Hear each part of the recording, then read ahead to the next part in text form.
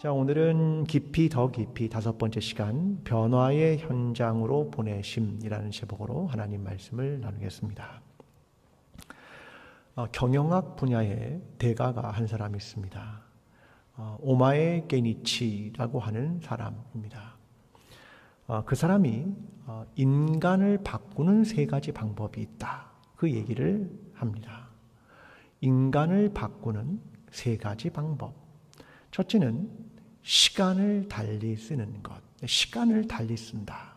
2번째는 사는 곳을 바꾸는 것. 3번째는 새로운 사람을 사귀는 것. 이 3가지가 있으면 사람이 바뀌고 변화된다. 첫 번째는 시간, 2번째는 공간, 3번째는 사람. 이걸 바꾸면 우리는 변화됩니다. 그 얘기를 합니다. 이를 다른 곳에서는 이렇게 표현합니다. 첫째는 시간의 연주. 24시간을 당신만의 교양곡으로 바꾸면 우리는 변화됩니다. 그 얘기입니다. 예를 들면 시간을 어떻게 사용하느냐에 따라 변화가 된다. 아침에 일찍 1시간 일어나서 운동을 한다. 혹은 아침에 15분 정도 어학을 공부한다. 아니면 출퇴근 시간에 팟캐스트를 들으면서 새로운 정보를 얻고 공부한다. 휴일에 TV 시청 대신 취미 활동을 한다. 시간의 우선순위를 정하고 계획을 세울 때 그 시간의 연주와 리듬이 바뀌면 변화가 일어난다. 이게 첫 번째 얘기입니다. 2번째는 공간의 변신. 새로운 무대에서 펼쳐지는 인생 퍼포먼스. 그러니까 삶의 자리를 바꾸면 우리는 변화한다. 새로운 도시로 이사하거나 해외에서 살거나 혹은 직장 내 부서를 옮기거나 안 되면 방의 구조를 바꾸거나 혹은 여행을 가거나 온라인 커뮤니티를 바꾸면 그 공간이 변하기 때문에 우리는 바뀐다. 그 말입니다. 3번째, 인연의 팔레트. 당신의 삶을 채색할 새로운 색깔들. 우리가 자주 만나는 사람의 평균의 수는 5명이라고 합니다. 자주 만나는 사람들. 근데 그 사람들을 자주 만나는 사람 말고 새로운 사람과의 만남을 가지면 변합니다. 그 얘기입니다. 다양한 배경을 가진 사람들, 인생의 멘토, 새로운 동호회, 자원봉사, 하루에 한 사람씩 연락하기. 이런 방법으로 우리는 변할 수 있습니다. 이 사람이 이런 게 말하는 겁니다. 사람은 새로운 결심만으로 바뀌지 않습니다. 여러분 연초가 되면 새로운 결심을 하시죠. 올해는 이래야겠다. 근데 그 결심으로는 사람은 변하지 않는다. 새로운 시간, 새로운 공간, 새로운 사람을 만나야 변화가 된다. 그렇게 말하는 겁니다. 오늘 저와 여러분은 새로운 변화를 위해서 무엇을 하고 있습니까? 그 이야기를 오늘 함께 나누어 보겠습니다. 오늘 본문은 예수님께서 70명의 사람들을 파송하십니다. 그들을 각 동네와 지역으로 둘씩 보내시고 추수할 일꾼이다라고 말씀하십니다. 그러면서 내가 어린 양을 이리 가운데 보내는 것 같다라고 말씀하십니다. 그러면서 몇 가지에 대한 이야기를 들려주시는데요. 먼저는 전대와 배낭과 신발을 가져가지 말아라. 그리고 유하는 집에 가서는 평안을 빌고 주는 것을 먹으라. 너희가 복음을 전할 때에 복음을 받아들이는 사람이 있다면 너희는 그들의 병자를 고치고 하나님 나라가 가까이 왔다고 말해라. 어떤 동네가 너희를 영접하지 않으면 발에 묻은 먼지를 떨어버려라. 라고 말씀하셨던 내용이 오늘 본문 전체의 내용입니다. 이 본문을 읽으면 우리는 마치 여행을 가는 것 같은 느낌을 받습니다. 여행. 우리도 가끔 여행을 가죠. 지금은 휴가철이니까 많은 사람이 여행을 떠나기도 합니다. 이 여행이란 낯선 곳으로 가는 겁니다. 낯선 곳으로 떠난다. 특별히 해외여행을 가면 가장 먼저 바뀌는 게 시간입니다. 시차가 바뀌는 거죠. 패키지 여행을 가면 아침부터 일찍 일어나서 따라다니기 위해서 분주하게 하루 종일 움직입니다. 평소에 내가 가졌던 삶의 리듬과 전혀 다른 리듬으로 시간이 움직인다는 겁니다. 공간도 바뀌죠. 내가 아늑하고 내가 있었던 삶의 공간이 아니라, 안락한 집이 아니라 낯설고 불편한 공간으로 옮겨지게 됩니다. 사람도 바뀌죠. 나의 언어와 나의 문화와 내가 살았던 사람들이 아니라 피부색도 다르고 언어와 문화가 완전히 다른 사람들을 만나게 됩니다. 낯선 시간, 공간, 사람들 속에서 우리는 그 안에 들어가야 나는 누구인가라는 나의 정체성을 새롭게 만나게 되는 겁니다. 나와 다른 사람을 만나야 환대라고 하는 것이 무엇인지를 경험하게 되고 내 삶을 돌아보게 되는 겁니다. 이것이 여행이고 변화의 시작입니다. 근데 중요한 건 여행을 가서 마치 돌아오지 않을 것처럼 해야 된다는 겁니다. 우리의 머릿속에 사흘이면 돌아가, 5일이면 돌아가, 그러면 안 변합니다. 중요한 건 그래서 한 달 살기, 1년 살기, 이걸 하는 이유는 관광객의 관점으로가 아니라 동네 사람의 시각으로 살아가야 변화를 경험하기 때문입니다. 이게 여행입니다. 우리의 신앙생활도 비슷합니다. 어떤 분들은 이렇게 말하죠. 목사님, 평생 저는 우리 교회만 다녔어요. 우리 교회 예배만 평생 드렸어요. 라고 말씀하시는 분도 있을 겁니다. 잘하신 겁니다. 충성되신 거죠. 근데 저는 이렇게 권해드리고 싶습니다. 1년에 몇 차례는 일부러라도 다른 교회 가서 예배를 드려 보십시오. 잘 이해가 안 되시죠?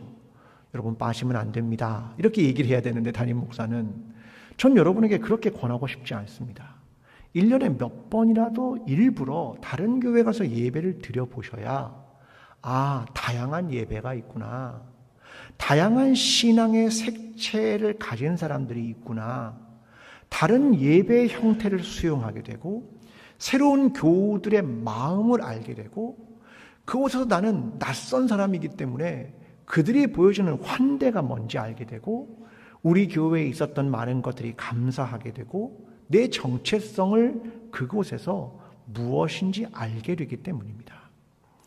낯선 시간, 낯선 장소, 낯선 사람들, 그 속에서 우리는 깨달음과 변화를 시작하기 때문입니다. 오늘 그 이야기가 오늘 본문에 기록됩니다. 자, 먼저 누가복음 10장 1절부터 시작합니다. 그 위에 주께서 따로 70인을 세우사 친히 가시려는 각 동네와 각 지역으로 둘씩 앞서 보내시며. 자, 여기에 보면 따로 70인을 세우사, 이 따로라는 말은 어떤 의미냐면 누가복음 이 10장의 본문 바로 앞에 9장에 예수님께서 12제자를 파송하신 일이 있었습니다. 그런데 오늘 10장에 오면 70명을 파송하십니다. 그러니까 따로라는 말은 뭐냐면 12제자 말고 다른 사람들 70명을 보내셨다, 그 말입니다. 그러니까 따로 70명을 세웠다는 것은 12제자가 아니라 또 다른 사람들을 세우셨다, 그 말입니다. 또 70이라는 숫자는 창세기 10장에 보면 이방의 나라들을 열거할 때 70개의 나라들이 등장합니다. 그뿐만 아니라 야곱의 가족이 이방인 애굽으로 내려갈 때 가족의 수가 70입니다. 그러니까 이방의 나라, 낯선 곳으로 보내신다라고 할 때 70이라는 숫자가 사용됩니다. 뿐만 아니라 둘씩 보내시죠. 둘은 증인의 수입니다.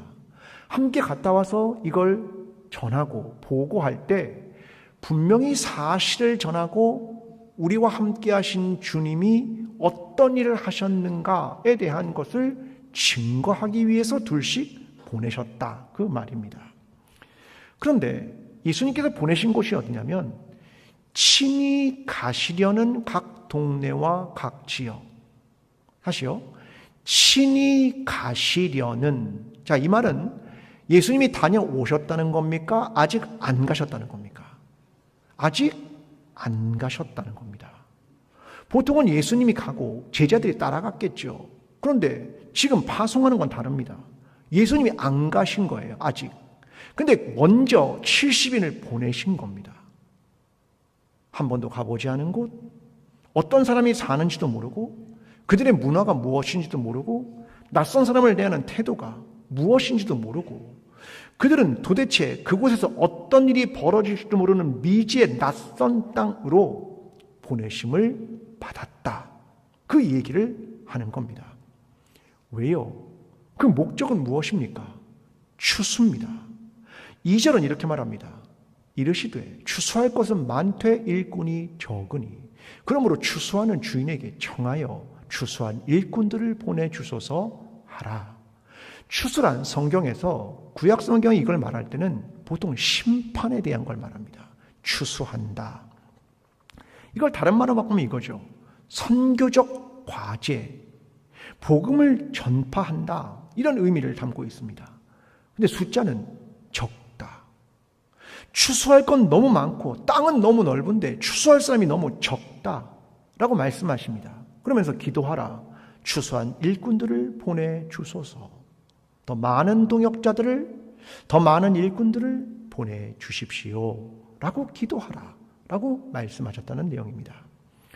여기 보면 두 종류의 사람이 등장합니다. 첫째는 70인의 보냄을 받은 자들입니다. 또 한 종류의 사람은 그 땅에서 복음을 듣는 자들입니다. 이 말을 정리하면 화자이고 또 하나는 청자입니다. 말하는 사람이고 또 하나는 듣는 사람이죠. 자, 먼저 각 동네에서의 청자들, 듣는 사람들입니다. 자, 그들은 변화하게 되는 겁니다. 이 둘 다 변화하는데 먼저 청자들이 변화합니다. 복음을 받은 자들입니다. 선교사들이 복음을 전할 때 그걸 듣는 사람들이 변화를 시작하는 거죠. 자, 로마서 10장 15절은 이렇게 말합니다. 보내심을 받지 아니하였으면 어찌 전파하리요. 기록된 바 아름답도다 좋은 소식을 전하는 자들의 발이여함과 같으니라. 선교사들이 보냄을 받은 자들이 복음을 전했기 때문에 그들 가운데 복음이 전해졌고 그들의 발걸음은 아름다운 것입니다. 이것이 하나님의 은혜이고 선교사들의 헌신과 그들이 부르심에 응답했기 때문입니다. 그 얘기를 하는 거죠. 그런데 시간이 지나서 우리나라에 복음이 들어온 지 올해가 140주년입니다.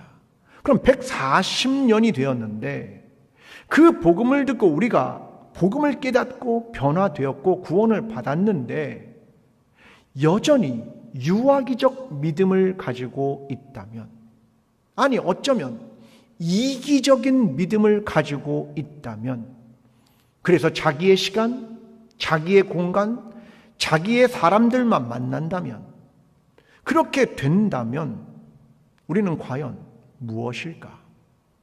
새로운 사람들과 단절되고 우리의 다음 세대에게 복음을 전하는 게 단절되고 우리의 소명과 단절된다. 그 의미입니다. 듣는 사람, 청자는 화자로 전환되어야 되는 겁니다. 파송받은 70명처럼 말입니다. 예수님이 친히 가시려는 동네와 지역으로 보냄을 받았습니다. 아직 복음을 전해지지 않은 곳이었죠. 낯선 시간, 낯선 공간, 낯선 사람들에게로. 중요한 건 청자들이 화자가 되는 전환이라는 겁니다. 여러분, 이것이 생명의 성장이고 성숙입니다. 내가 그곳에 가봐야 내가 가지고 있는 그리스도의 생명이 무엇인지를 알고 이것이 전해졌을 때 저 사람 안에 그리스도의 생명이 출발하는가에 대한 나의 생명을 확인할 수 있는 겁니다. 내가 낯선 시간, 공간, 사람들에게 던져져 봐야 내가 그리스도인으로서의 정체성을 재발견하게 되는 겁니다. 내가 가진 믿음이 무엇이었는가를 재정의할 수 있는 것이고 나의 삶이 그리스도인다운 삶이었는가를 재구성하는 변화를 경험하게 되는 것입니다. 선교란 복음을 전달받는 자들의 변화일 뿐 아니라 복음을 전하는 자들의 변화이기도 합니다. 선교란 교회 공동체의 본질이고 교회는 선교 공동체이다. 이걸 명확하게 해야 되는 겁니다. 그러기 위해선 익숙한 시간, 공간, 사람들로부터 떠나야 하는 것이고 낯선 공간 속에 들어가야 하는 겁니다. 오늘 우리 교회는 단기 선교를 떠나게 됩니다. 필리핀에 있는 사람들에게로. 그곳은 낯선 시간, 공간, 사람들입니다. 평생 한 번도 만나보지 못했던 사람들. 그곳에서 필리핀에 있는 형제와 자매들이 변화를 경험하게 되기를 기도합니다. 단기 선교를 떠나는 지체들도 그곳에서 그리스도인으로서의 새로운 전환과 변화를 경험하기를 기도합니다. 그런데 주님은 3절에 이렇게 말합니다. 갈지어다 내가 너희를 보냄이 어린 양을 이리 가운데로 보냄과 같도다. 주님의 마음이 되게 불안하고 불편한 겁니다. 편치 않으신 거죠. 경험하는 어려움과 고난을 알기 때문입니다. 우리의 마음도 마찬가지입니다. 21명의 사람들을 보냅니다. 근데 우리의 마음이 안정감을 갖지는 않습니다. 그곳에서 어떤 일이 벌어질까에 대한 그 낯선 공간과 시간과 사람들에 대한 마음에 사실 불안과 걱정이 있는 것이 사실입니다. 그래서 우리는 무엇을 해야 하는 것입니까? 당연히 기도를 해야 하는 것이지요. 우리는 사람들을 보내며 중보하는 것, 이것이 절실하다라는 것입니다. 여러분 같이 오늘 파송하는 단기 선교팀을 위해서 기도하실 거죠? 네, 6일 동안입니다. 얼마나 하실 겁니까? 밥 먹을 때 잠깐 하실 겁니까? 네. 전 여러분에게 많은 걸 요청하진 않지만 6일 동안 1시간은 하십시오. 그래봤자 하루에 10분입니다. 하시겠습니까? 답이 이상합니다. 여러분 6일 동안 적어도 1시간 이상 기도하시겠습니까? 네.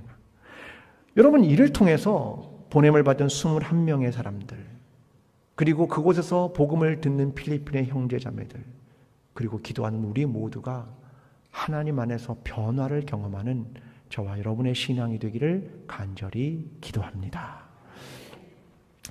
이제 예수님은 70명의 사람들에게 명령을 하십니다. 두 가지 명령을 하십니다. 첫 번째, 금지 명령. 두 번째, 권고 명령입니다. 먼저 금지 명령입니다. 4절. 전대와 배낭이나 신발을 가지지 말며 길에서 아무에게도 문안하지 말며. 금지 명령입니다. 전대, 배낭, 신발을 가져가지 말라. 소유, 이거 가져가지 마. 그래야 하나님에 대한 신뢰를 갖고 믿음의 행동을 할 수 있다. 그건 너에게 유혹거리가 될 뿐이야. 금지 명령입니다. 또 하나의 금지 명령은 길에서 아무에게도 문안하지 말라. 이 말은 인사하지 말라 그 말이 아니라 선교란 긴급성을 요하는 일이다. 그러므로 길에서 만나는 사람과 한가하게 잡담하지 마. 그 얘기를 하는 겁니다. 이게 금지 명령입니다. 두 번째는 권고 명령입니다. 5절. 어느 집에 들어가든지 먼저 말하되 이 집이 평안할지어다 하라. 자, 평안을 먼저 빌어라. 그리고 7절과 8절. 그 집에 유하여 주는 것을 먹고 마시라. 일꾼이 그 싹을 받는 것이 마땅하니라. 이 집에서 저 집으로 옮기지 말라. 어느 동네에 들어가든지 너희를 영접하거든 너희 앞에 차려놓은 것을 먹고.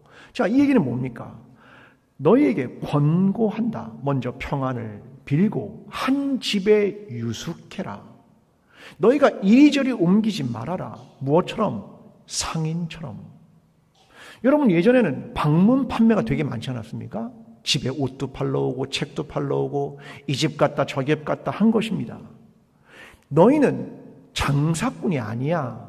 상인이 아니야. 그러므로 한 집에 유숙하는 것이다. 너희는 복음을 전하는 일꾼이다. 그러므로 당당하게 주는 걸 먹어. 왜? 일꾼이기 때문입니다.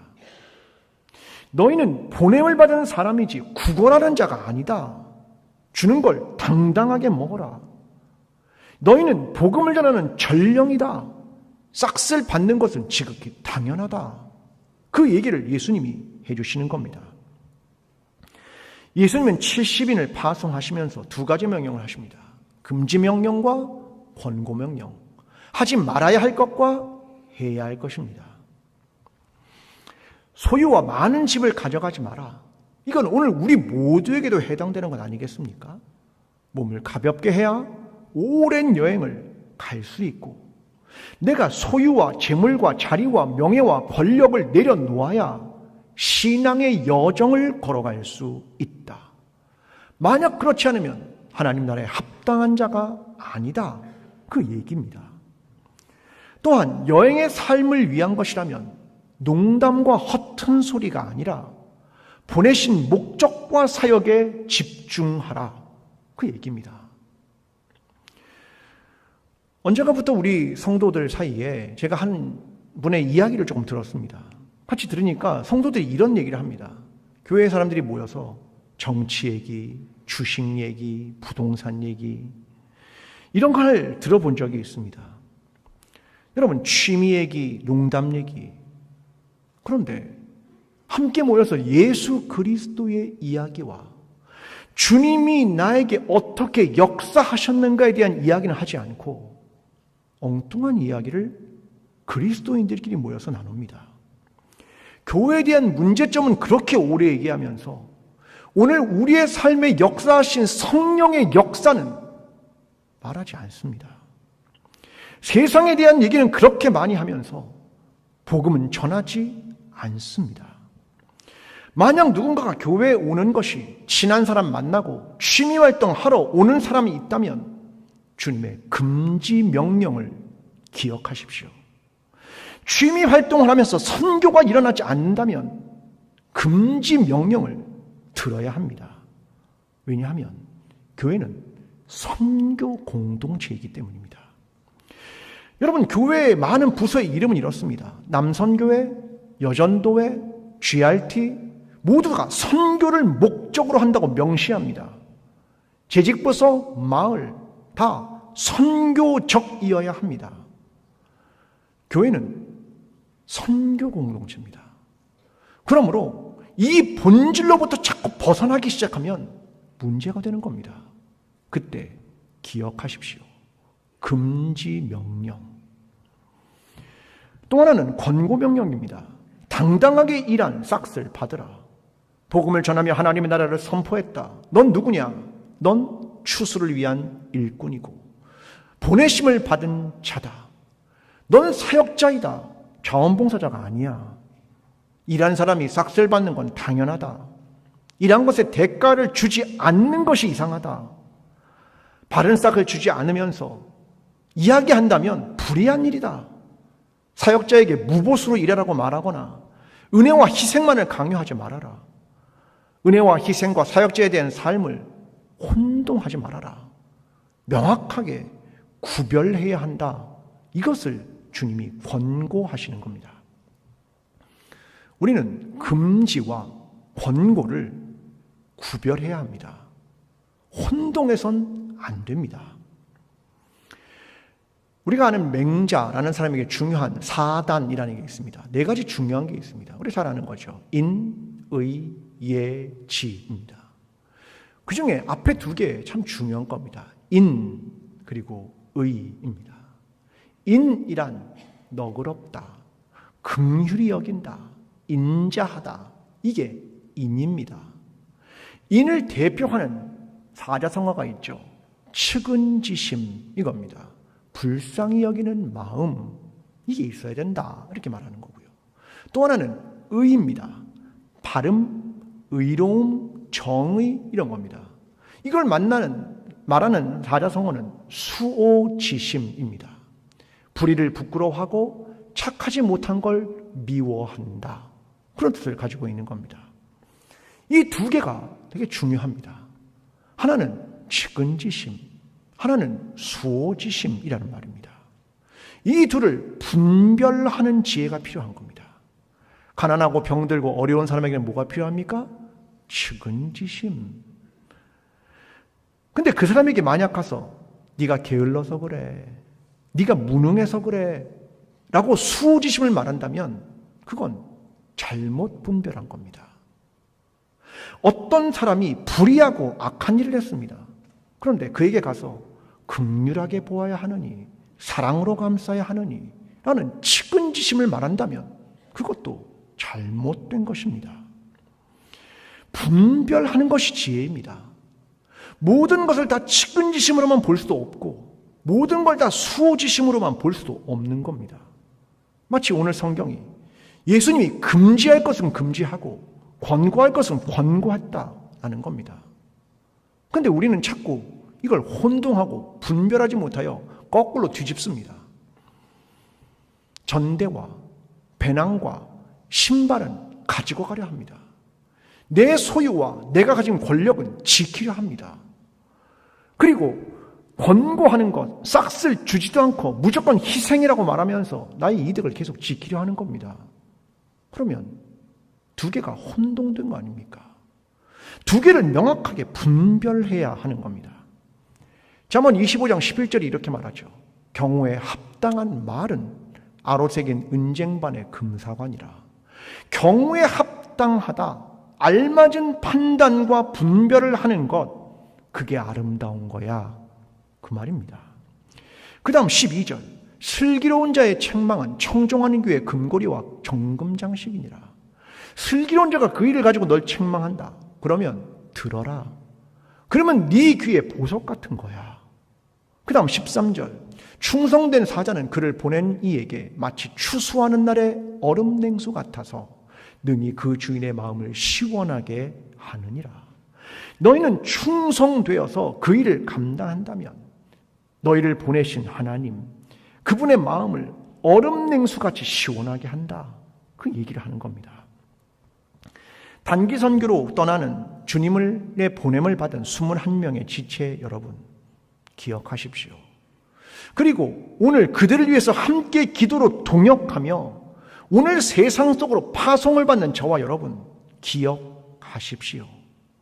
예수 그리스도의 금지 명령과 권고의 명령을 기억하시고 경청하시고 마음에 새기십시오. 그리고 둘을 분별하는 지혜를 가지십시오. 그리고 충성된 일꾼이 되십시오. 이것이 우리가 하나님 아버지의 마음을, 예수 그리스도의 마음을 시원하게 해드리는 거라고 말씀합니다. 저와 여러분이 우리 하나님의 마음을 이 더운 여름날 얼음 냉수처럼 시원하게 하여 드리는 저와 여러분의 신앙이 되기를 간절히 기도합니다.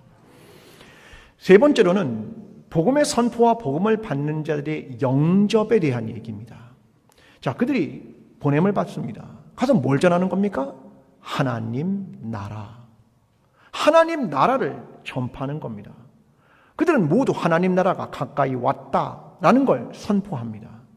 근데 그 하나님 나라는 여기에 사용되는 동사가 뭐냐면 완료형입니다. 완료형이란 어떤 말이냐면 하나님 나라가 먼 미래에 우리에게 올 거야 라고 말하는 게 아니라 현재 지금 여기에 하나님 나라가 가까이 왔다. 그 얘기를 이 현장에서 그대로 보여준다. 그게 하나님 나라를 가까이 왔다고 선포하는 거다 라고 지금 누가가 말하고 있는 겁니다. 저는 여기에 사람들의 응답이 두 종류로 나타나죠. 하나는 영접하는 자, 하나는 영접하지 않는 자. 둘은 자기가 선택하는 겁니다. 먼저 8절과 9절. 어느 동네에 들어가든지 너희를 영접하거든 너희 앞에 차려놓은 것을 먹고 거기 있는 병자들을 고치고 또 말하기를 하나님의 나라가 너희에게 가까이 왔다 하라. 그들에게 복음을 전한다. 근데 그들이 전한 복음, 하나님 나라는 뭡니까? 함께 식탁에서 누리고 기뻐하고 병자들을 치유하고 회복시키는 하나님의 나라가 되는 겁니다. 그런데 또 있습니다. 10절부터 12절. 어느 동네에 들어가든지 너희를 영접하지 아니하거든 그 거리로 나와서 말하되 너희 동네에서 우리 발에 묻은 먼지도 너희에게 떨어버리노라.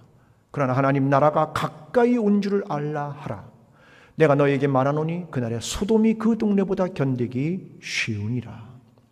영접하지 않는 자들에게도 하나님 나라가 가까이 온 줄 알라라고 똑같이 선포합니다. 그런데 의미가 다릅니다. 발에 있는 먼지를 떨어버립니다. 여러분, 여기엔 두 가지 의미가 있습니다. 첫 번째, 복음을 영접하고 받아들이지 것이나 받아들이지 않는 것은 그 사람의 책임이다. 그 사람의 선택이다. 이걸 얘기하는 겁니다. 선택과 책임은 그 사람이 진다. 그런 말이죠. 둘째는 발에 있는 먼지를 떨어버린다는 겁니다. 이 말은 이교도의 동네처럼 취급해라. 그 말입니다. 유대인의 마을에 갔을지라도 이교도의 마을이 된 것처럼 취급해라. 그들은 이방인과 같다. 결국 마지막 날에 소돔과 같은 심판보다 더 큰 심판을 받게 될 것이다. 무서운 얘기입니다. 근데 결국 이것은 영접하느냐 영접하지 않느냐의 차이죠. 선택하느냐 그리고 책임은 너에게 있다. 그 말입니다. 세상으로 보냄받은 성도 여러분, 우리는 보냄받은 사람입니다. 여러분 생각해 보면 이렇죠. 우리는 다 예배가 끝나고 교회 밖으로 나갑니다. 마지막은 뭐냐면 샌딩입니다. 보냄받는다. 그런 말입니다. 가서 뭐 하는 겁니까? 보냄받은 사람다운 선교를 하는 거죠. 내 소명에 응답하고 추수하는 그 일을 하는 일꾼이 되는 겁니다. 근데 내가 다 책임질 수 없습니다. 왜요? 복음을 들은 사람이 영접할지 영접하지 않을지는 그 사람의 결정입니다. 여러분 복음을 전하다가 안 받아들인다고 너무 속상해하지 마십시오. 너무 불안해하지 마십시오. 너무 자책하지도 마시고요. 좌절하지도 마십시오. 모든 인간에게는 하나님이 주신 자유와 책임이 주어졌기 때문입니다. 나는 내 소명을 감당하면 되는 것이고 나는 추수한 일꾼으로서의 역할을 다하면 되는 겁니다. 우리 모두는 두 가지 역할을 다합니다. 하나는 보내심을 받은 것, 또 하나는 영접하는 것. 우리는 화자이기도 하고 청자이기도 합니다. 복음을 전해야 할 책임이 있고 영접해야 될 책임도 있죠. 두 개 모두 다 소중한 역할입니다. 우리가 하나님을 받고 하나님의 말씀을 전하는 것 모두가 우리의 역할과 우리를 향한 부르심이라는 겁니다. 오늘날 교회는 이 선교라는 것이 얼마나 중요한지를 알아야 합니다. 이걸 놓치면 안 됩니다. 교회의 본질이기 때문에 그렇습니다. 그런데 언젠가부터 한국교회는 예배에 목숨을 걸기 시작했습니다. 코로나 때에도 몇몇 교회가 예배 아니면 죽음을 달라라고 나서면서 모이지 못하게 하는 정책으로부터 자기들끼리만 모였습니다. 그러면 질문 하나 여러분께 하겠습니다. 주일 예배를 드리는 것이 그리스도인의 표지입니까? 주일 예배를 드리는 것이 기독교인의 표지입니까? 그러면 다음 질문. 어떤 사람이 주일 예배를 드립니다. 그리고 밖에 나가니까 그리스도인 같지 않게 삽니다. 그러면 그리스도인입니까? 또 다른 질문 해보겠습니다. 중세 유럽은 다 기독교인입니다. 그러면 중세 유럽의 모든 그리스도인들이 매주 예배에 갔을까요? 아니요. 그들 모두를 모이게 하는 교회도 그렇게 많지 않습니다. 전체 인구가 교인인데 매주 못 갑니다. 수용할 공간도 없습니다. 1년에 최소 한 차례 고해성사, 부활절, 성탄절, 특정 축일의 미사로 참여하는 것이 전부였습니다. 그럼 언제부터 주일 예배 참석이 중요해졌습니까? 1559년 엘리자베스 1세가 영국 성공회의 가장 리더입니다. 영국 성공회는 어떤 성직자가 아니라 왕이 그 수장입니다. 그녀가 국가 주도의 교회를 만들다고 하면서 통일령이라는 법을 제정합니다. 영국 국교회의 산지된 예배와 의식의 형태를 통일시켜서 국교회의 체제를 견고하게 하기 위한 통일령이라는 법을 만든 겁니다. 여기의 핵심은 두 가지입니다. 하나는 공동기도문을 만든다. 또 하나는 주일 예배에 참석을 의무화한다. 주일 예배의 의미는 국교회의 예배이고 통일령은 국교회에 반대하는 가톨릭 신봉자들을 식별하고 처벌하는 데 목적이 있었습니다. 그래서 주일 예배에 분참하면 벌금이 부과됐습니다. 지난주에 혹시 교회에 참석하지 못하신 여러분, 벌금을 내셔야 됩니다.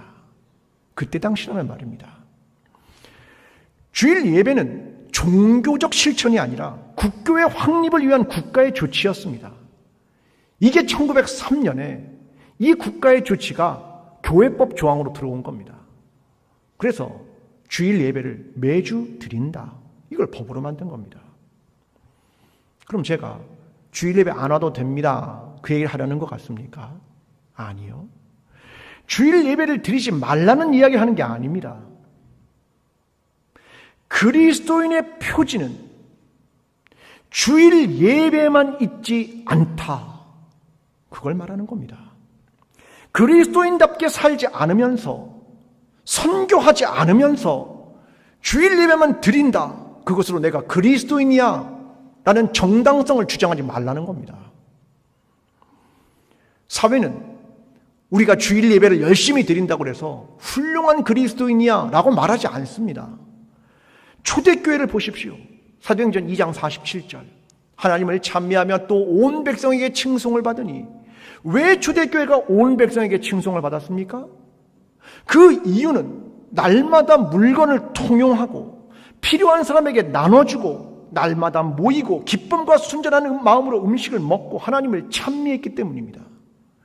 끝없이 그들은 모이고 나누고 선교하고 필요한 사람에게 공급하고 예배를 드렸기 때문에 온 백성이 그들을 칭송하는 것이 아니라 그들의 삶이, 하나님을 섬긴다고 하는 그들의 삶이, 그들의 모임이 그렇게 거룩하고 달랐기 때문입니다. 그런데 어느 순간 우리는 예배를 드리면 그리스도인이라고 생각합니다. 아니요. 선교는 어디 갔습니까? 교회의 본질인 선교는 어디 갔습니까? 모이긴 하는데 나랑 친한 사람들만 모입니다. 흩어지는 교회가 없습니다. 우리가 그리스도임을 증명하는 자리는 예배의 자리가 아니라 섬기는 자리이고 선교하는 자리가 우리가 그리스도임을 증명하는 자리입니다. 예수 그리스도의 생명을 전파하고 일상에서 그리스도인으로 사는 것, 이게 내가 그리스도인이야 라는 정체성입니다. 예배의 마지막 순서는 파송입니다. sending, 보낸다. 예배는 1시간 정도 드리지만 일주일의 나머지 모든 시간은 다 삶에서, 일상에서 하나님이 우리를 보내신 곳으로 파송하신 것을 기억하고 거기서 복음을 전하는 선교가 신앙입니다. 사랑하는 성도 여러분, 우리는 어느 순간 선교를 잃어버렸습니다. 예수 그리스도를 사람들에게 전하지 않습니다. 근데 지금 예수님은 70명의 사람들을 보내십니다. 한 번도 가보지 않은 곳으로. 주님은 이를 통해 70명의 동역자들과 그 복음을 듣는 모든 사람들이 복음으로 변화되기를 원하고 구원받기를 원하시고 하나님 나라를 지금 여기에서 경험하기를 원하셨습니다. 오늘 이 앞에 단기 선교를 떠나는 우리의 지체들이 있습니다. 우리가 보내는 게 아닙니다. 주님이 보내시는 겁니다. 우리도 역시 세상으로 보냄받은 사람들입니다. 이것을 잊지 말고 금지 명령과 권고 명령이 무엇인지를 기억하고 두 개를 바르게 분별하고 모이는 교회와 흩어지는 교회의 균형을 가지고 세상에 보냄받은 자의 삶을 살아가는 저와 여러분 광주 제1교회 공동체가 되기를 간절히 축원합니다.